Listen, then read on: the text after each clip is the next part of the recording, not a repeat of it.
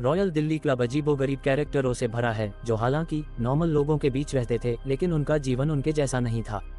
1971 में भारत में प्रिवी पस खत्म कर दिया गया, लेकिन क्लब के लोग अब भी खुद को राजपरिवार से कम नहीं मानते थे।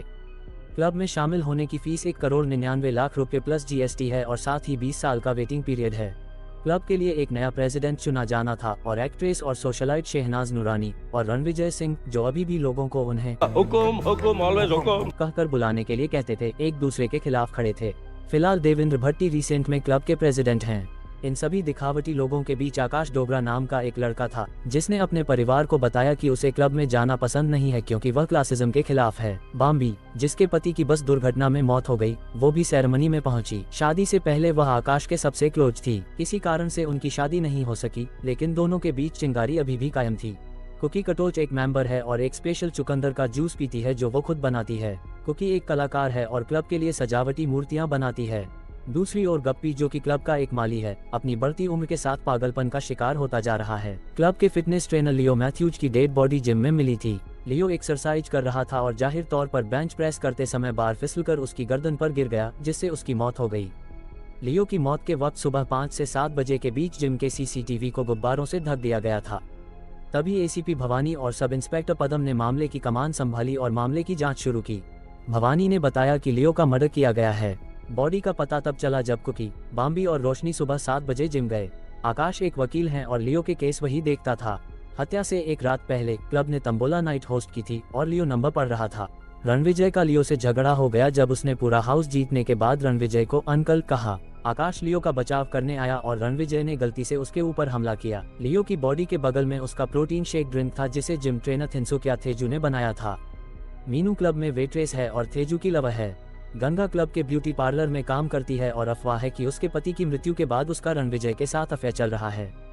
ACP अक्सर गप्पी को चुकंदर के पौधों को बहुत ज्यादा पानी देते हुए देखता था। भवानी ने लियो के कमरे की तलाशी ली और पाया कि उसका टैबलेट गायब है, जिस पर वह अपने वीडियो रिकॉर्ड करता था। दूसरी ओर बॉम्बी आकाश को बताती है कि लियो उसे ब्लैकमेल कर रहा था क्योंकि वह जानता था कि वह एक क्लेप्टोमैनियाक थी और उसने ACP भवानी का भी चश्मा चुरा लिया था। वो उसका चश्मा लौटाने उसके घर जाते हैं और उसे बताते हैं कि लियो एक प्रकार का रॉबिन हुड था जो अमीरों को लूटता था और गरीबों में बांट देता था। लियो शेपर्ड होम अनाथालय नाम की एक चैरिटेबल संस्थान से जुड़ा था और उसने क्लब के सदस्यों को वहां पैसे डोनेट करने के लिए ब्लैकमेल करने के तरीके ढूंढे।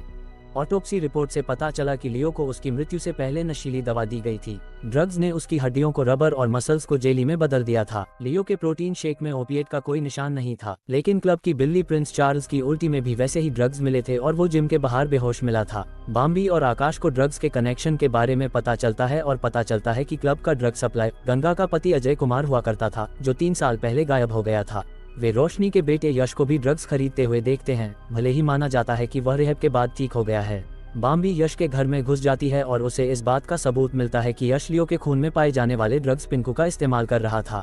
इससे पहले कि भवानी क्लब की बिल्ली प्रिंस हैरी की जांच कर पाता, वह गप्पी के ओवन में भुना हुआ पाया गया। गप्पी का मानना है कि उसने प्रिंस हैरी को ओवन में डाल दिया और उसकी मौत हो गई। बॉम्बी गप्पी से बात करती है और उसे पता चलता है कि यश उन पर जासूसी कर रहा था। रणविजय चुनाव जीत गया। उस रात गप्पी की उसके कमरे में हत्या कर दी गई थी और उसकी बॉडी यश और आकाश को मिली थी।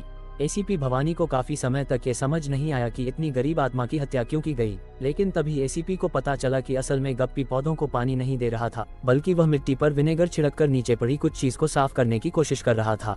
पुलिस स्टेशन पर गप्पी की मौत के बारे में पूछताछ करने के बाद आकाश की नजर लियो के घर से बरामद किए सामान पर पड़ती है और उसमें आकाश को वह चीजें मिलती है जो उसने बॉम्बी को गिफ्ट में दी थी। जब वह बॉम्बी का सामना करता है तो वह दावा करती है कि उसके लियो के साथ शारीरिक संबंध थे और बालियां उसका मुंह बंद रखने के लिए पेमेंट थीं।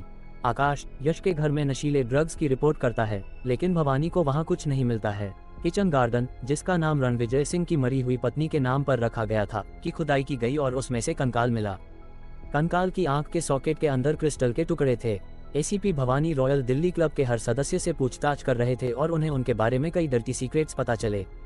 उन्हें पता चला कि रणविजय सिंह जिम ट्रेनर थिंसुक के साथ रिलेशनशिप में थे और उनकी पूरी जिंदगी एक बड़ा झूठ थी। उसके पास पैसे नहीं थे और वह लोगों को यह विश्वास दिलाने के लिए कि वह अभी भी राजा की लाइफ जी रहा है, एक मैकेनिक से हर दिन कारें किराए पर लेता था। दरअसल रणविजय को पूरे दिन भर में बस उस वक्त का इंतजार होता है जब वह क्लब में जाकर फील कर सके कि वह अब भी राजा हैं। लियो रणविजय को ब्लैकमेल कर रहा था क्योंकि वह उसकी हकीकत जानता था और थिंसुक के साथ उसके रिश्ते के बारे में भी। यही वजह थी कि उसे अनाथालय में दान देने के लिए मजबूर होना पड़ा। रणविजय के घर पर भवानी को मदर टेरेसा की एक मूर्ति मिलती है जिसमें वही क्रिस्टल लगा होता है। कुकी उसके काम को पहचानती है और कहती है कि उसने 2 मूर्तियां बनाई, एक रणविजय के लिए और दूसरी डोगराव के लिए। पहले तो सभी ने सोचा कि कंकाल गंगा के लापता पति अजय कुमार का होगा, लेकिन एक मोड़ तब आया जब अजय कुमार को पदम ने जिंदा पकड़ लिया और तभी एसीपी को एहसास हुआ कि हकीकत वैसी नहीं है जैसी पहले दिख रही थी। डीएनए रिपोर्ट आने के बाद एसीपी भवानी को पता चला कि कंकाल बाम्बी के पति अंशुल का था, जिसके बारे में माना जाता है कि उसकी बस एक्सीडेंट में मौत हो गई थी। इस सब के बाद आकाश को मैन सस्पेक्ट बनाया गया, क्योंकि हर कोई जानता था कि वह बाम्बी से प्यार करता था और वह हमेशा उससे शादी करना चाहता था। आकाश तब लापता हो जाता है जब उसे राकेश का फोन आता है कि उसे लियो का टैबलेट मिल गया है। तभी यश अपने बाथटब में सुसाइड करने की कोशिश करता हुआ पाया जाता है। उसके पास एक सुसाइड नोट भी है, लेकिन तभी उसकी मां रोशनी आ जाती है और उसे बचा लेती है और यश कोमा में चला जाता है। एसीपी ने सभी को रॉयल दिल्ली क्लब में बुलाया, क्योंकि वह सभी सदस्यों की मौजूदगी में हत्यारे को बेनकाब करना चाहता था। अनाथालय का वार्डन राकेश शहनाज का बेटा था और लियो को इस बात की जानकारी थी। उसने उसे ब्लैकमेल किया और कहा कि अगर उसने भारी दान नहीं दिया तो वह उसकी असलियत सबको बता देगा। एसीपी को इस बात का पता तब चला जब एक दिन उनकी किसी बात से शहनाज भड़क गईं और उन्होंने उन्हें बताया कि कैसे 1992 के मुंबई दंगों के दौरान उन्होंने एक बच्चे को जन्म दिया था। एसीपी भवानी को पता था कि शहनाज की दोनों बेटियां इतनी उम्र की नहीं हैं और इसलिए उन्होंने अनुमान लगाया कि उसका एक और बच्चा होगा जिसके बारे में दुनिया को नहीं पता था।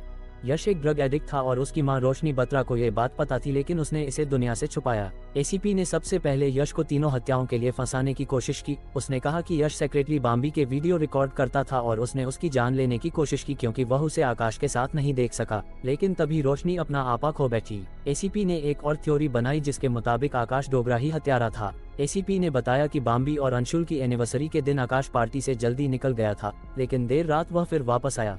लियो के टैब से बरामद फुटेज में ये साफ था कि आकाश की car royal Delhi club premises में खड़ी थी और उसे प्रॉपर्टी में एंटर करते हुए भी देखा गया था। एसीपी ने आकाश और दूसरों को बताया कि उस रात के सीसीटीवी फुटेज हटा दिए गए थे और यहां तक कि हत्या के हथियार के रूप में इस्तेमाल की गई मूर्ति भी उस दिन से गायब थी। एसीपी भवानी ने आकाश को गिरफ्तार कर लिया, लेकिन बाम्बी ने उसे रोक दिया और कहा कि यश ने अपनी जान लेने की कोशिश करने से पहले एक नोट लिखा था जिसमें उसने अंशुल, लियो और गप्पी को मारने की बात कबूल की थी। लेकिन एसीपी अपनी बात पर अड़े रहे और कहा कि उनके अनुसार यह आकाश ही था जिसने वह लेटर लिखा था और उसे बाथटब में छोड़ दिया था जहां यश लेटा हुआ था। दरअसल एसीपी को पता चल गया था कि हत्यारा कौन है और वह सिर्फ इसलिए झूठ बोल रहा था क्योंकि वह चाहता था कि अपराधी खुद सामने आए। वह जानता था कि यश को दोषी ठहराने से उसकी मां नाराज हो जाएगी और फिर आकाश को फंसाने से हत्यारा उसकी पहचान उजागर कर देगा। जब आकाश को पुलिस स्टेशन ले जाया जा रहा था तो बाम्बी ने एसीपी को रुकने के लिए कहा। तभी बाम्बी ने कबूल किया कि उसने ही उसके पति की हत्या की थी, क्योंकि वह उससे गंगा के लिए डाइवोर्स देने जा रहा था। उसने कहा कि लियो को गप्पी से पता चला था कि अंशुल का कंकाल किचन गार्डन में दफनाया गया था, इसलिए उसे गप्पी को भी मारना पड़ा। फिर वह गप्पी को मारने चली गई क्योंकि वह आखिरी गवाह बचा था। बाम्बी एक चालक लेडी थी और वह जानती थी कि उसे हत्याओं के लिए किसी को फंसाने की जरूरत है ताकि आरोप उसके या आकाश के खिलाफ न आए। इसलिए वह यश को मारने गई और उसके शव के पास वह सुसाइड नोट छोड़ गई। भवानी को आकाश की दादी से पता चला कि कुकी द्वारा उन्हें गिफ्ट में दी गई मूर्ति बाम्बी को आगे पास कर दी गई थी। बाम्बी ने खुद को लॉ एनफोर्समेंट ऑफिसर को सौंप दिया और आखिरकार उसने अपनी हार स्वीकार कर ली। बाम्बी को पता था कि अंशुल उससे प्यार नहीं करता और वह उसे धोखा दे रहा है, लेकिन तब भी बाम्बी ने अंशुल से कहा कि वह जो चाहे कर सकता है जब तक कि वह क्लब के मेंबरों के सामने ये दिखावा करता रहे कि वो एक आइडियल मैरिज में जी रहे हैं। लेकिन अंशुल ने बाम्बी से कहा कि वह गंगा से प्यार करता है और वह अपना रिश्ता खत्म करना चाहता है। तभी बाम्बी को गुस्सा आ गया और उसने उस पर उस मूर्ति से हमला कर दिया। बाम्बी आकाश से इतना प्यार करती थी कि उसने उसे बचाने के लिए अपने क्राइम कबूल कर लिए। अंत में उसने आकाश को सलाह दी कि वह बाम्बी का केस न ले, लेकिन उसे देखकर पता चला कि उसका दिल उसे ऐसा करने की इजाजत नहीं देगा।